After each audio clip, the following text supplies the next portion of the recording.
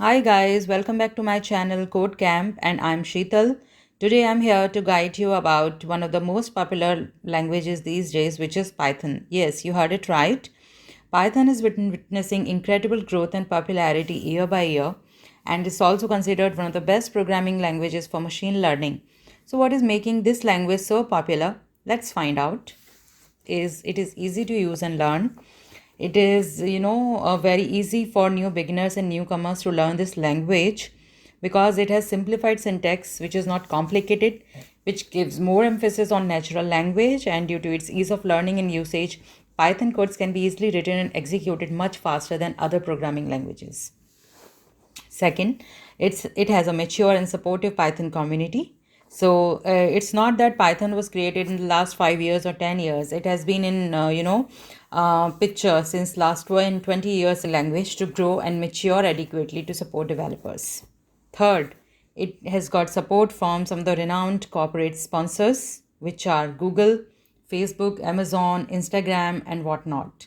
You name it, and you will find that all of them are using Python.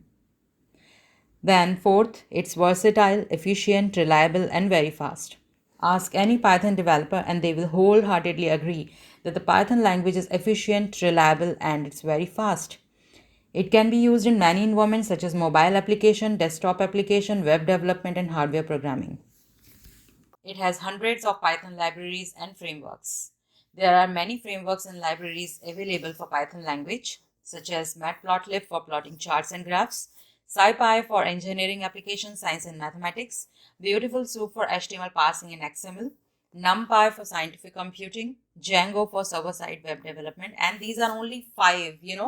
It has thousands and hundreds of libraries and framework.